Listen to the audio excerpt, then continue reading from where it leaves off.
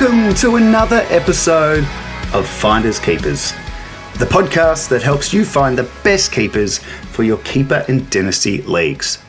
I'm your host Jordox, and round 3 of the AFL season is now consigned to the history books. And what a round it was for some of last year's cellar dwellers. 3 of last year's bottom 5 picked up their second wins of the season. North Melbourne, Melbourne and West Coast are all sitting pretty at 2-1 after 3 rounds of footy. And I dare say the fans of those clubs will be up and about, as they should be. In terms of fantasy, it was a high-scoring round for some, with 14 players going over 120. And yet, there were 2 teams who failed to produce a fantasy score over 90. First, it was the very disappointing Bombers, who are not scoring very well at all, but also the excellent Eagles, who actually won the game without a fantasy score over 90. So, both ends of the spectrum, but very low scoring, and possibly a sign of the times this season. For me personally, I had a good weekend of fantasy footy and footy in general. Won, I think, most of the leagues I'm in, which is nice, and had another great round in Classic. And on Thursday night, I made the trek down the highway to GMHBA Stadium to watch Geelong and Adelaide. I braved the rain, the wind, and my God, the traffic from Melbourne to Geelong, but I loved the experience. The Crows, we had a crack, and very undermanned down at Geelong, where we haven't won in 23 years, if you don't mind. But I was proud of the effort. I thought it was a good game. And the Cats, well, the Cats are just the Cats, aren't they? They just win. It's a habit for them. But really enjoyed the stadium. Haven't been down there in over 10 years, and thought it looked really, really good and had a nice atmosphere, and looking forward to going back, if I'm honest. So, yeah. Anyway, enough about what I got up to. Let's jump into the episode. This week on Finders Keepers, I'll be going through my top waiver wire pickups, as well as some for deeper leagues. I'm then going to take a look at some of the players who may be eligible for the new DPP positions that will be dropping on the Keeper Fantasy platform, if that's what your settings are in your league. So we've got the regular DPPs that are industry standard and follow the classic game, but Keeper introduced their own that they bring in every 3 weeks. So we'll talk a bit more about what that looks like and some names that could be relevant. And then, of course, I'll take a look back at the round and go through the things that I noticed before wrapping up with a great question from a listener, which I think is a good one because it sort of opens up a bigger conversation. So looking forward to going through that at the end. And yeah, big episode coming. So let's get into it and start with my waiver wire pickups. So before I jump into my top waiver picks for this week, I always like to go back and see how I went the week before. And I could have skipped that segment this week, I reckon, because it wasn't my finest. But let's have a look anyway, shall we? So last week for the 5 top waiver pickups, I went Bodie Hewland at number 1, who is on the bye.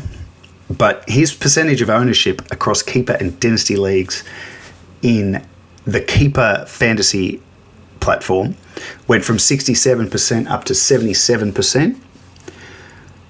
Number 2, I had Zach Johnson. He had a nice roll last week, but he was putrid this week, scoring 32. Apologies for anyone who had a crack at that. Number 3, I had Isaac Quainer. Only 46% ownership, which surprised me. He had such a good start. Came crashing back down to earth with a 47, which was interesting because in the classic world, there was conversations about the impact of Darcy Moore and Jeremy Howe returning to the side. Would that impact Houston or, Josh Dacos? And I didn't think it would. I was more worried about the Quainers and the Perrymans and the Maynards. And so it came to be. Number 4, I had Alex Davies for the Suns. They're on the bye. And number 5, I had Sam Closey from the Suns, also on the bye. So Maybe I should try not to pick players who are about to have a bye, but I just like those guys, and I still do, particularly Alex Davies.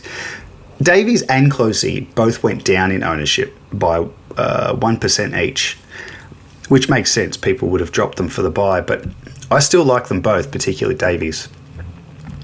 In the deeper segment, I had Nick Larkey as my number one. His ownership shot right up, 38% up to 60%, but could only score a 53 against the Bombers. Logan Evans had a similar jump in ownership from 38 to 62%. He only put up a 68 for Port, but I think he did well to get there in the end because he had some sort of injury concern.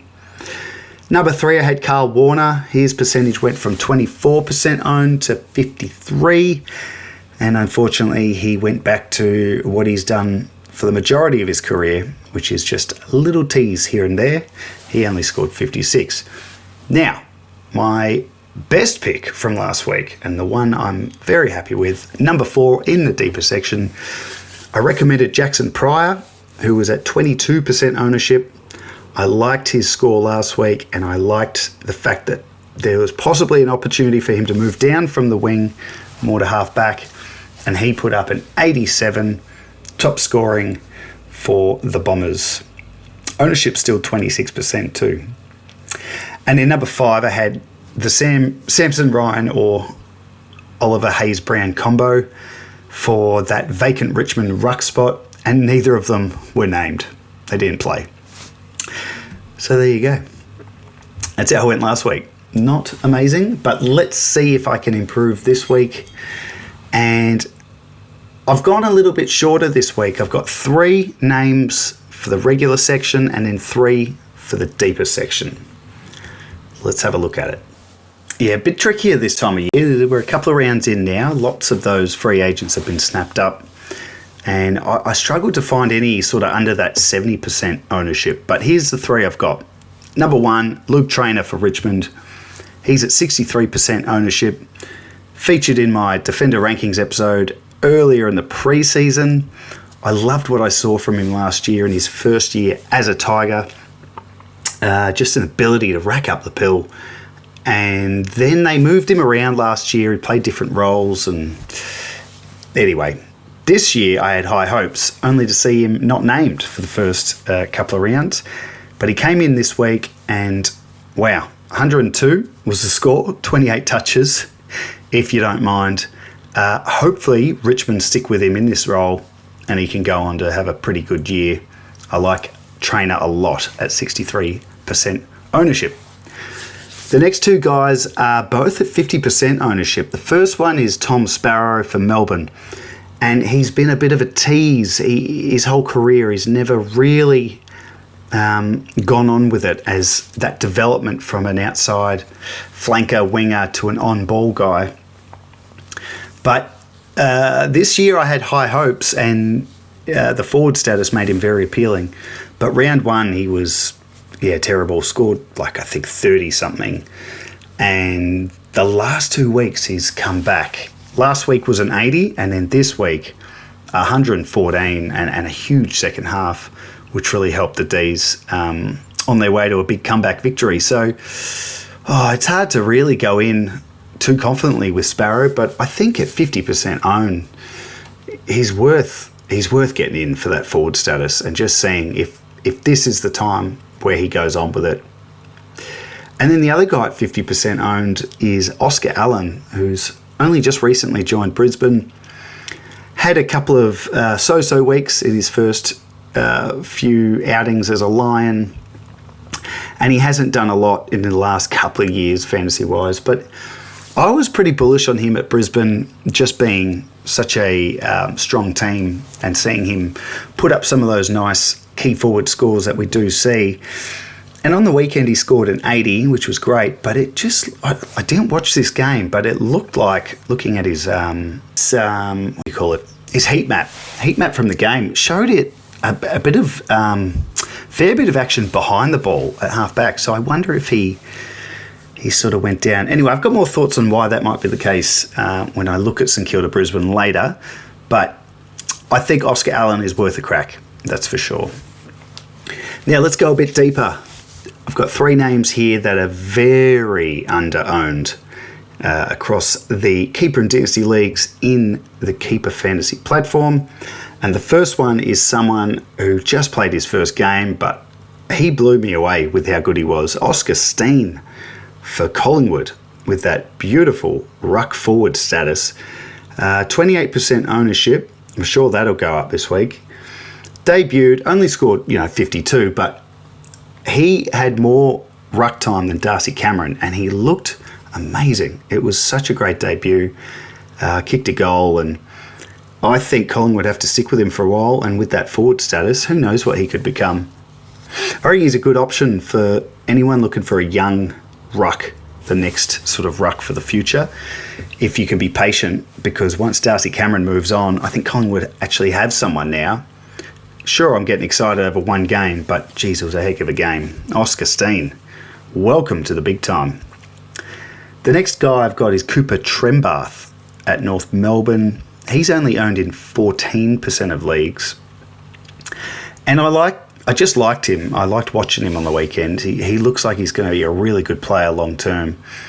He's got an incredible goal kicking rate too for someone. So he's played 6 career games. And in those 6 games, he's kicked 3 goals, 3, 3, 2, goalless, and then 3.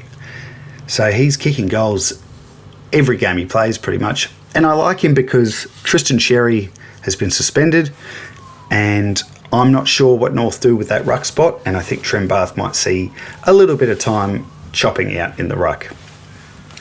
And then the last guy is a pretty familiar dude, Jake Lever, who's been injured for so long, but he's back. He's owned by 10% of leagues, and I don't know, the last couple of weeks he had a 98 and a 79, taking plenty of marks. I just wonder if he's sort of just moved into that Stephen May role as an older statesman who just takes enough marks and takes enough kick-ins to sort of put up 70s and 80s. And could be a handy one. Very low ownership, just 10% for Jake Lever. Alrighty, one of the funnest times in the fantasy calendar is when the new dual position players get announced. Now, for those who've only ever played with the industry standard ones, so that's the ones you see on AFL Fantasy Classic and drafts and just the standard, that's every 6 weeks, I believe. And for a player to get a new position added, they need to have been found to have been in that position for 35% at the start of play, I believe. So that's worked out by champion data and filters through to the different games. But Keeper Fantasy have their own extra DPPs that they drop, and they actually start with some extra ones at the start of the year as well. So just depends what your league's set up as. Check your settings if you're not sure. But the ones for the Keeper specific ones are going to be out this week. And they come out every 3 weeks, which is great, but the player needs to have been in that position for 50%. So it's a little bit harder to get in, but it's off less time. So what will the first bunch look like? Well, there's some big names that are going to come very close. Actually, I think most of these guys will get it. So I thought I'd take a look at some of the big names and just have a look at why I think they're going to get it. But then there's probably a few sneaky ones that aren't necessarily big names that may be going under the radar that I want to flag as well. So for the big names, Steve Cornelio, he's only had 33% centre ball up attendances for the season. I think he's a huge shout for forward status, which is very handy. Tom Powell only has 22% CBAs for North Melbourne, and that's super handy because he's been probably a bit of a frustrating own in keeper leagues the last few years, showing potential but then dropping back. Forward status would be very warmly received. Chad Warner's one that I think would just fall short for this round, and he won't add forward status. He's showing at 51% centre ball ups. I just think he's not done enough to get it. Took Miller for Gold Coast though. absolutely think he'll be getting it, forward status, and he's scoring well too, even without the on-ball role. He's only attended 15% of CBAs, and I think he's a shoo-in. Marcus Winhager for St Kilda, I reckon he's going to add defender status. He's only attended 28% of CBAs and has spent a lot of time off half-back. And then the last one, I'd be staggered if it didn't happen, Luke Parker for North. He's been just playing in the back line. He'll get defender status. He's only been at 4% of centre bounces. So, centre ball ups, I should say. So, Cornelio, Powell, Took Miller, all midfield only. Currently, I think they're all getting forward status this week. And then Windhager and Luke Parker, mid-onlys, who I think are getting defender status. Chad Warner, I think, just misses. We'll see how we go, though. I found it kind of hard to sort of work it out because that 50% is different to the usual 35%. Now, I've got a handful of names I think are sneaky ones to keep an eye on that might just get the DPP this week. Jake Lloyd, former fantasy superstar in our backlines. He's a mid-only these days, but his heat map's showing a lot of time forward. I reckon there's a chance he could pick up forward status. Jai Cully, great sort of prospect that never quite made it over in the West. He's at Melbourne now. He's looking okay. He's a mid-only. I reckon he could get forward status as well. Jai Clark for Geelong, high draft pick. Similar sort of story, hasn't quite got there yet. But I like the look of him. And as a mid-only, he's someone you could stash, but with forward status, which I think he might get this week, he all of a sudden becomes much more rosterable. And then the last one is Ollie Florent at his new home, Carlton. He's been playing off half-back and is a mid-only, so I reckon he'll get defender status. So Lloyd, Cully, Jai Clark and Ollie Florent, just sneaky ones who I reckon maybe weren't that relevant, but after these new DPPs drop, I reckon they'll be on people's radar once again. Now, when these positions are named, I think most leagues will have it set up so that these guys become, they go on the waivers, so you can't just grab them. There'll be a waiver order. But that's why I think it's smart to maybe have a crack at some of these guys before it's announced and use your regular Tuesday waiver. Anyway, we'll see where it all lands. I think there'll be a heap announced, and I think an underrated one too. I didn't mention any, but guys who already have forward or defender status but add midfield status, just that flexibility I'm finding I'd kill for some of those guys at the minute, just trying to field my teams with the buys and injuries and all that sort of stuff. So I think this is going to be a great help for those playing with the early changes. All right, let's get into what I noticed across round 3 from a keeper league and dynasty perspective. And Thursday night, the round kicked off, and I was there with my $2 Kmart poncho, which was fair income, the best $2 I've ever spent, because it kept me pretty dry when it absolutely bucketed in the third quarter. For the Cats, Connor O'Sullivan in his third season now, and I expected him to sort of up his fantasy game a bit this year, and I was super impressed by him in this game. Scored a 92, really impressive in the wet, and he had a heap of intercept possessions in this game. Did a great job, along with De Conning and Tom Stewart in blanketing the Crows' tools. But yeah, he looks like someone I reckon it's going to be a good fantasy scorer in the future. He's got sticky hands, great mark, and reads it well. So good to see a nice score from him this week. Bailey Smith, I mean, probably not a lot I really need to tell you about Baz, but got to give him a mention. Puts up a 154, 40 touches, 10 tackles. What more could one hope for? He's just an absolute gun. For the Crows, Josh Rochelle stepped up in the absence of Jordan Dawson, and with Isaac Rankin being squeezed by Ocean Mullen, playing a very deep forward gross role. But Rochelle, we've heard about the midfield minutes and the opportunity this year, and His first couple of games were fine, but he really, really brought it in this game. He kept the Crows in it. I reckon he was one of the only Crows to sort of perform across all 4 quarters. He had 31 touches, which I reckon's probably a career high for him, and put up a 114 score. So very nice from Rochelle. Hopefully we see more of it. And Braden Cook, I thought he'd struggle in the conditions, but he was everywhere, and he was one of the Crows' best. Scored an 83, and yeah, very much reminded me of my thoughts on him after round 1 against Collingwood.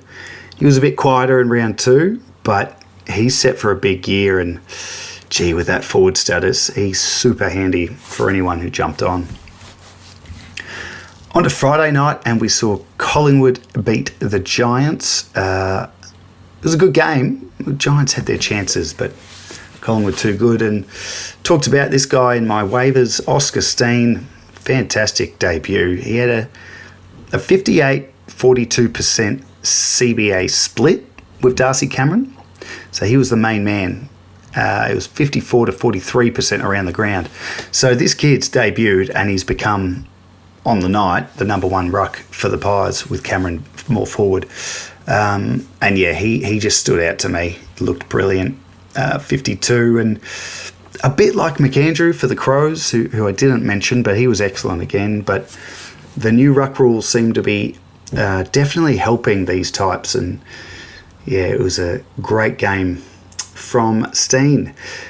Lachie Schultz is a bit of an underrated asset, I reckon, in fantasy world. He's got that forward status, obviously. He had one poor year at Collingwood, and he's been pretty good ever since. He scored an 82 in this game, was, typically busy, laying lots of tackles, and he's actually averaging 90, including opening round, so he's had a very good start to the year. For the Giants, Ryan Angwin, another really solid wing game from him. He had 25 touches after racking up 21 last week, scored a 97. It's a great score, but just watching him, he looked like someone that's about to really become a known quantity in the AFL and the fantasy world.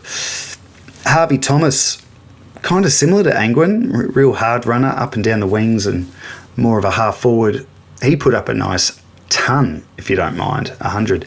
And he had a good score last week too. So a couple of these lesser known Giants just starting to work their way, work into their careers, and it's a good time because the Giants, they're missing a lot of their stars.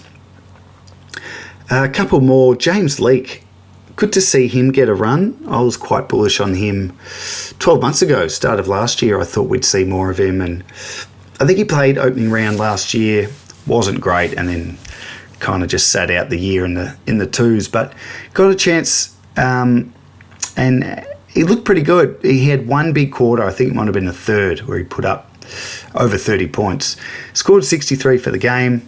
He's got that unique forward and defender status. So, yeah, just keep an eye on Leake. I reckon he's someone that we're all going to be talking about in the future. And lastly for them, just a bit of a comment on their ruck setup. Kieran Briggs, he's starting to get more ruck time over Jake Riccardi, who was a star in the opening rounds. But he only put up a 70, Briggs, and I think he was pretty well beaten at times by the debutant. I just know Nick Madden had a big game in the VFL, and I just wonder how long it is before we see Madden in with Briggs, and what happens from there, who knows. But just a bit of a watch there on the Giants' ruck position. On to Saturday footy, and we had very early start. Actually, Saturday and Sunday both had early starts. 12:30 games, Melbourne time. I'm not really sure why the league did that, but maybe it's to do with the bye and less teams playing. Anyway, Saints were pretty good, I thought. Brisbane at times looked like they were going to be 0-3, but they fought back and got the win they really needed.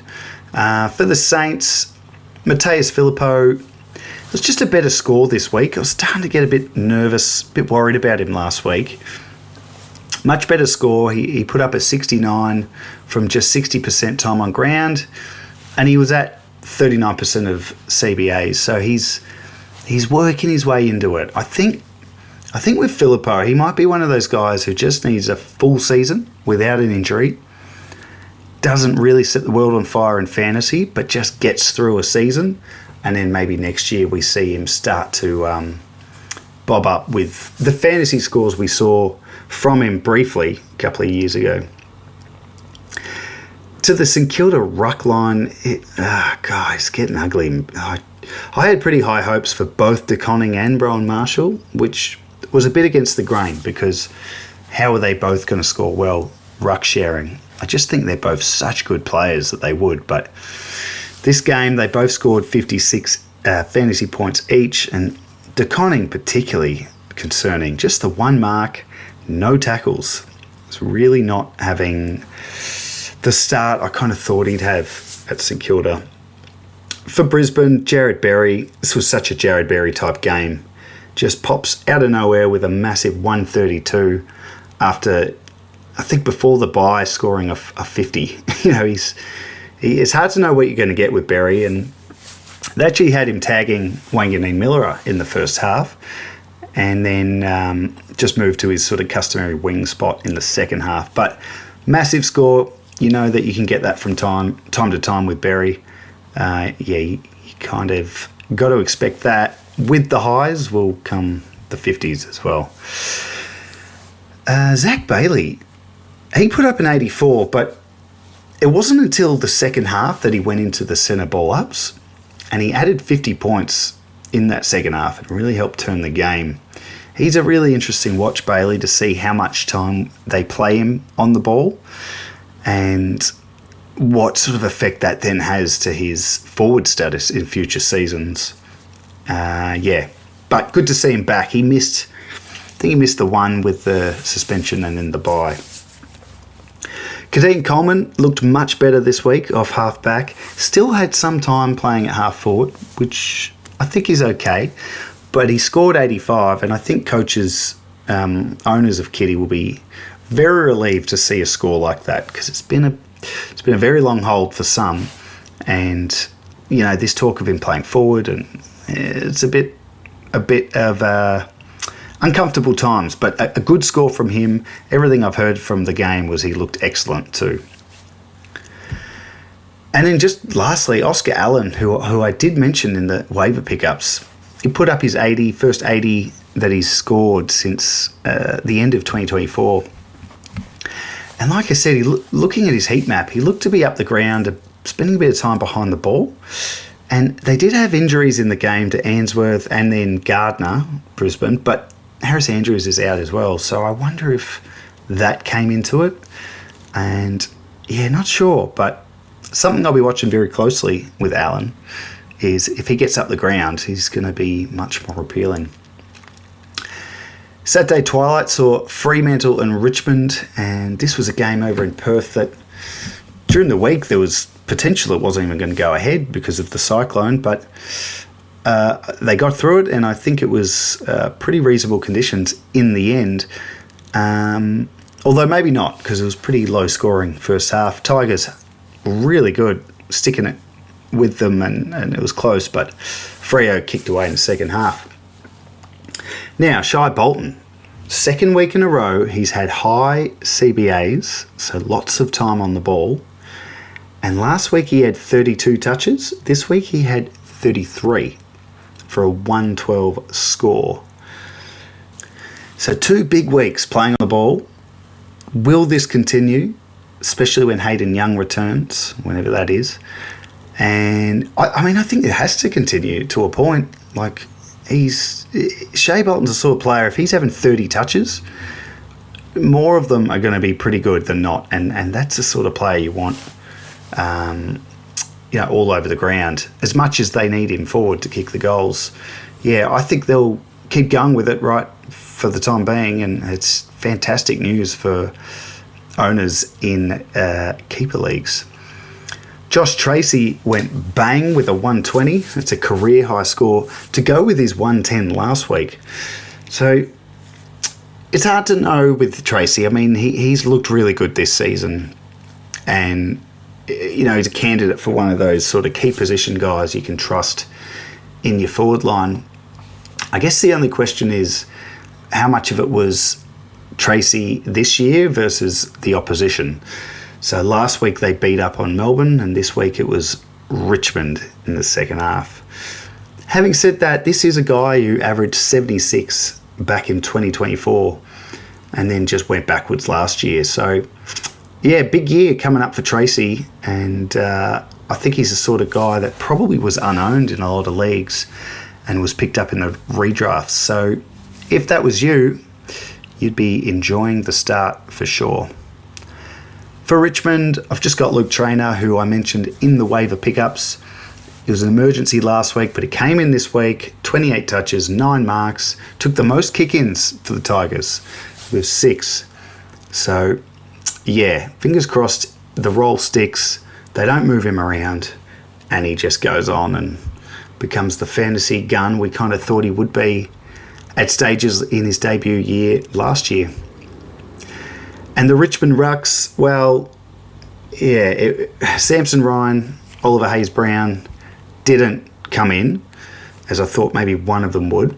Campbell Gray took the most sort of ruck contests around the ground, followed by Lafau, then Miller and Fall. I don't know what they do this week, because neither Ryan or Hayes-Brown really stood out in the VFL game. So, yeah, I'm not sure what Richmond do. They may just persevere with what they did on the weekend. I mean, I didn't watch it, but looking at the numbers, yeah, not big games from any of those guys, albeit up against Luke Jackson and Sean Darcy. But, yeah, we'll see what they do this week down at Tigerland. Saturday night we had Essendon, North Melbourne, and it was an entertaining game, I thought. Pretty similar sort of stuff with Essendon looking competitive early and then falling away and not really troubling the scorers in the fantasy world. Highest scorer was Jackson Pryor with his 87, playing a nice half-back role. Isaac Kako saw some CBAs this week, which he did late last year as well. Now, he only scored 41, but just keep an eye on that. I reckon he offers a bit in the middle, and as he gets more experienced, if he's playing a bit of a role between on ball and forward, his scoring will definitely spike. Archie Roberts went back to a pure half-back role this week, which, makes sense to me. He scored an 86, which is nice. I wasn't really sure why they were playing him on the ball and trying that. I think he's a pretty good player at half-back. You've lost Jordan Ridley. Just let Roberts play the role he's just broken out in last year instead of trying to turn him into a midfielder. Anyway, back to half-back this week, and yeah, much better. Speaking of half-back, Jacob Farrow made his debut for the Bombers. He was a high draft pick with some pretty good fantasy chops, and it was a solid debut, I thought. He scored a 66. I liked his kick-to-handball ratio. From 13 touches, 12 of them were kicks, and I think he's going to be a great fantasy guy. For the Kangaroos, who are flying, 2-1, Luke Parker. Wow, what a game. A monster first half. I think he scored something like 85, 86 in the first half to finish with a nice 135. Just playing a beautiful role off half-back, taking kick-ins, sharing it around. I think he took 13 marks. Huge score, huge performance. And speaking of that beautiful role, Colby McKercher, he got it back again. And it's been an interesting sort of 6 weeks for Colby McKercher owners in keeper, of which I am one. All pre-season we heard he was training with the half-back line and looking to play that role that he scored so well in last year. Then he copped that finger injury and was out for a bit and came back in round 1 with very little time on ground, playing half-forward / midfield. It was just weird. Why did they change? And then round 2 looked much better for him. And then on the weekend, he just loves it back there. I think he had something like 35 touches and took plenty of kick-ins and, yeah, much better. Hopefully we see more of it.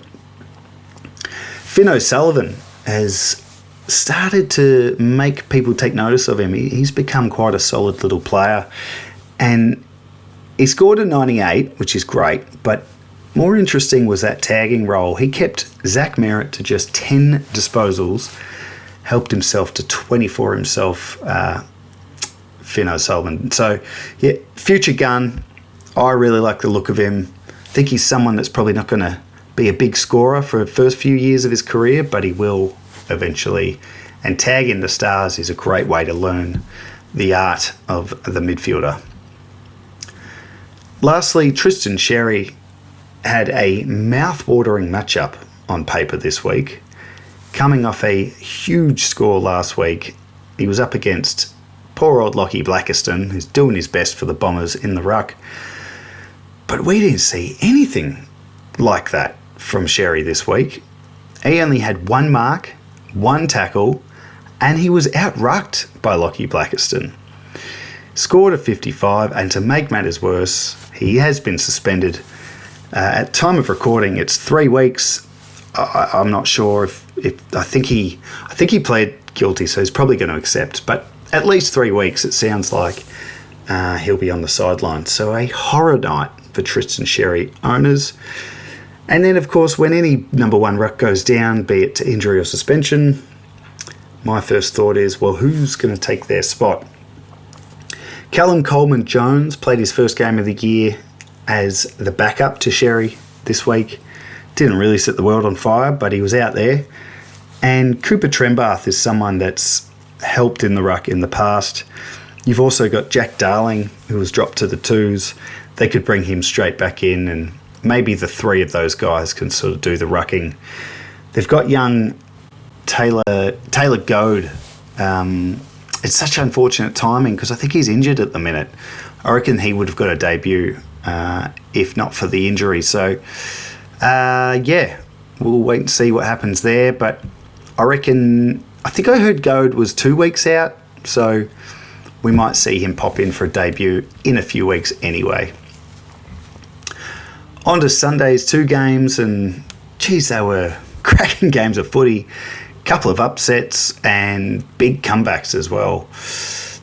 The first was Port Adelaide versus West Coast in Adelaide, and the poor Eagles had to play with their body clocks at 9 a.m. because it was 12 o'clock start, I think, Adelaide time. Anyway, Port Adelaide jumped out of the blocks, and I thought, okay, West Coast had their big moment last week and they're going to get smashed now. But they clawed their way back and held on for a bloody impressive second win for them. I didn't get a lot sort of fantasy-wise out of this game, I'll be honest. The names I've pulled, like for Port, it was exciting to see Will Brodie finally get his debut at the Power. Someone I've really liked in the past, and I just still think he could be a goer if he gets the right role and gets to play. Now, he was clearly the sub, in inverted commas, because his time on ground was just 42%, and the highest he had in any quarter for time on ground was 48%. But he still scored pretty well when you consider that, playing on the ball. He put up a 56 from just 42% game time. So the guy can score, very handball happy, but yeah, he can definitely score. You'd think with the loss, though, Ollie Wines has to come in next week. He played in the Sandful, and Miles Bergman had an ankle problem. He might be back as well. So I wonder if Brodie's the first one out, which would be a shame. For West Coast, Willem Dersma, another great game from the number 1 pick. He top scored for the Eagles with 86, and geez, they're getting a return on investment straight away from that pick. He's looking like a gun.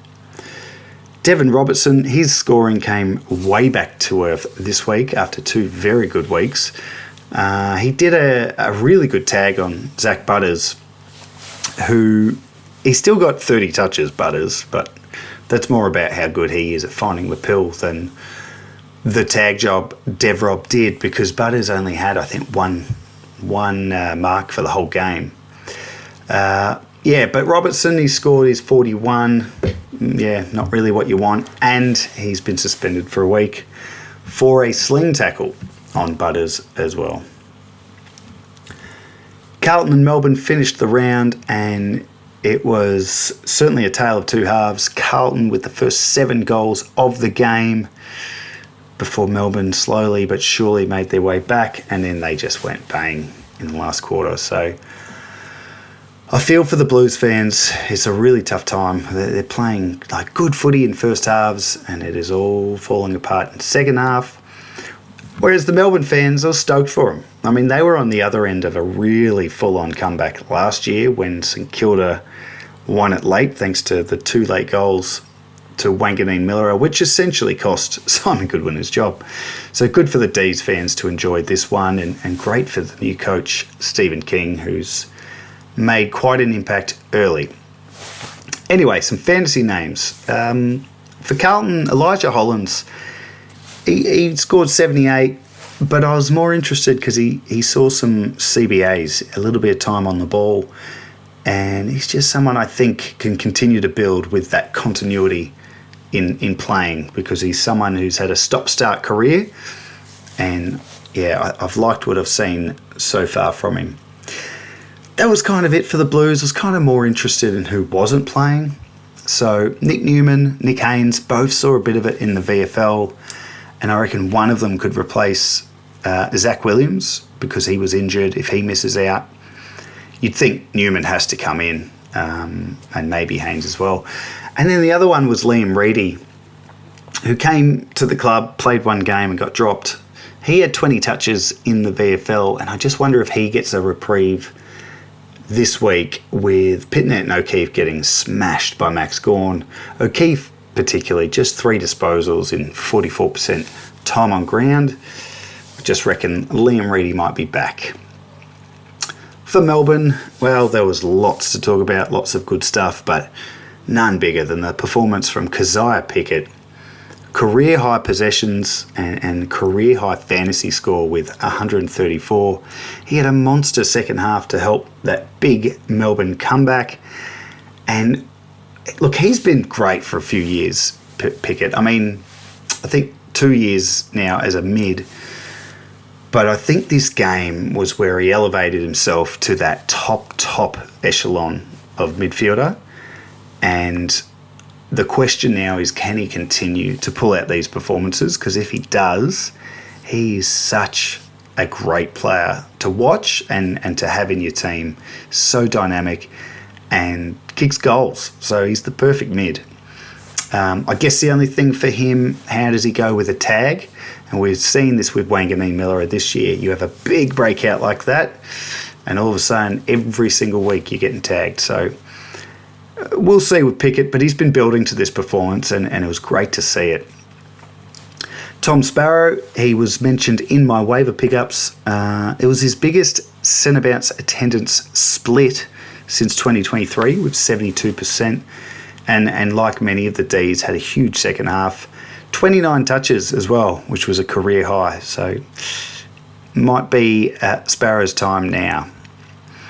Caleb Windsor had a 53-point third quarter, if you don't mind, which helped him to his best score playing in this midfield role, which is only 6 games. It was the last few games of last year and the first 3 this year. So he's still learning that on-ball role, and a 96 is a great score. And lastly, for the Ds, I nearly fell out of my chair late Friday when the Sunday teams were announced.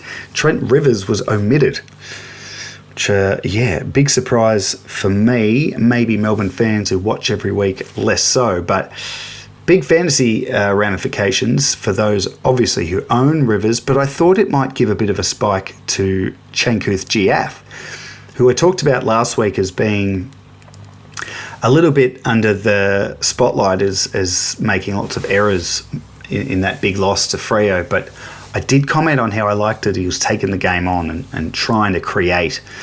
And yeah, he was looking good early in this game, but unfortunately he's picked up an injury I think in the second quarter. So he only played 28% of the game, but scored 44. So hopefully that injury is not serious and is short term. And I wonder if we don't see Trent Rivers straight back in.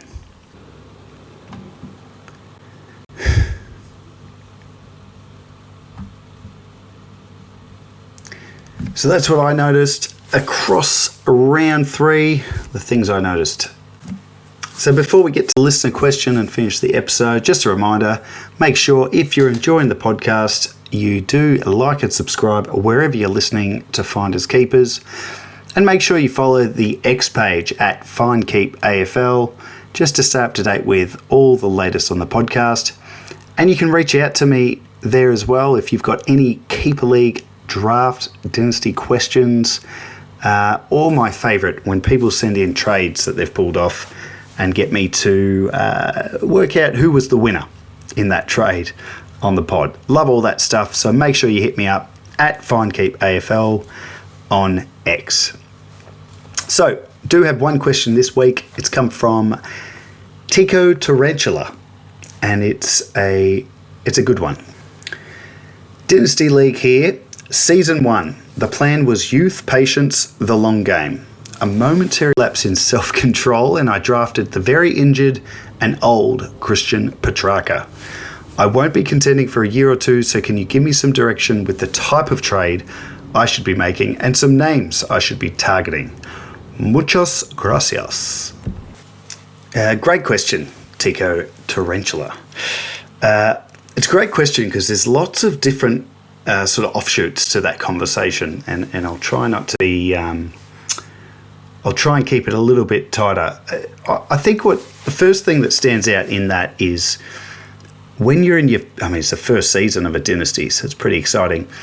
But when you've got an idea of what your squad's going to be, it doesn't have to be all one way or the other.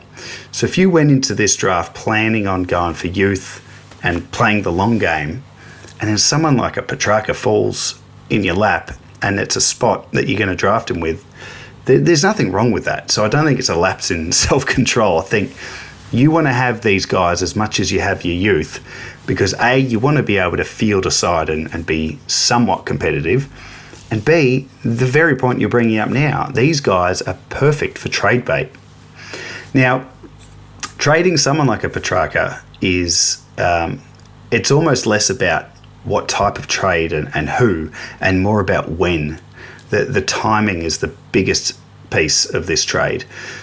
So right now, Petrarca's injured, so I don't think you're going to get what you want for him now. You've got to wait for him to come back in and get back to playing the way he was playing in the opening few rounds, which was amazing, by the way, like Brownlow stuff from Petrarca.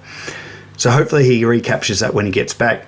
The other bit on timing too is if this is your first season of a dynasty league, you might have a pretty good idea of what your squad's doing and where you're going, but others might have more of a mix of youth and experience, and sometimes we don't really know where our squad's at until the season sort of happens. So at this early point of the year, there'd still be teams in your league that might not think they're contending. But all of a sudden, these young guys they didn't expect to pop just yet, a few of them do at the same time, and all of a sudden, they might be contending. So I think you're cutting out some of your sort of the coaches and teams that you could trade with by doing it too early. So my advice would be to wait, obviously, till he gets back from his injury, pops a nice ton, and then start to ask the question. Now, in terms of who, it's pretty hard. You know, I don't know your squad size and your league size, all that sort of stuff. But I guess the type of players I'd go for would be, especially if you can get like a 2-for-1, you know, really beef up that youth in your side. There's a whole bunch of guys at the minute they were pretty big hype guys, but they're not quite performing. And I think the majority of these guys, it's not a case of maybe we were wrong to hype them. I think it's more a case of they're just so young. It's still way too early. And I'll give you some examples. Caleb Windsor, I think people are writing him off as not being someone that can accumulate. playing on the ball. And then we saw on the weekend a big quarter in that third quarter. He'll get there. And he might not end up being that on-baller. He might end up being off a wing or a flank, or more like an Errol Goulden type, which is kind of what I thought when he was first drafted. Anyway, the point is, guys like him, let's go Darcy Wilson. He was, quote unquote, a bit of a letdown last year in his second season. Mateus Filippo, I reckon there'd be some pretty frustrated owners of him. Riley Sanders is another. Maybe even like a Jasper Fletcher, who I thought was probably overhyped heading into this season based on last year, where he was fantastic and he broke out in that halfback role. And I reckon he would have gone pretty early in this draft, because I noticed his ADP was very, very early in preseason. So he's had a pretty average start to the season. I don't think he's really scored much. A couple of 70s and maybe a 60, not sure. He could be someone that in a few weeks, if he doesn't get going, you could sort of have a look at maybe getting him. And again, you might be thinking, well, do I want him if he's not scoring? Again, Fletcher is what is he, third-year player? Like, he's so young. So they're the sorts of names I'd be looking at myself. The other way you could go with it is maybe going for that straight mid. All those guys I mentioned have forward or defender status. Could you just go straight for a midfielder? Could you find a coach who's going to be in the window, going to be going for a flag, and someone like a Jai Caldwell isn't quite doing it like you thought he would have. He's only 25. Caleb Sarong, another guy that's been underperforming. Who else is there? Even an Ed Richards, he's not quite got there yet, and he's only 26. So one of these guys is already a pure mid. Maybe you could get one of them for a Petrarca. But anyway, hopefully I've given you some food for thought, not just about who to trade, who to target, but also the ideas behind when to trade someone like that, and I guess whether or not you even really need to. Why not keep a Petrarca propping up your list while your young boys grow? He's not going anywhere anytime soon. Anyway, good luck with it all. Thanks for the question, Tico Tarantula. And that does take us to the end of another big episode of Finders Keepers, going over everything in round 3, and can't wait for next week. We get to do it all again, starting on Thursday with Easter Thursday footy. We've got the whole Easter round going from Thursday to Monday. It's a very long round. And at this stage, I'm not sure when Finders Keepers will be out next week, whether I do it during the Cats and Hawks on Easter Monday. Anyway, stay tuned. I'll let you know once I've worked it out. And make sure you're following the X page on X at FindKeepAFL. That's it. Have a great Easter, everyone. Enjoy the footy. And in the meantime, I'm Jordox. This has been Finders Keepers. And until next time, keep on keeping on.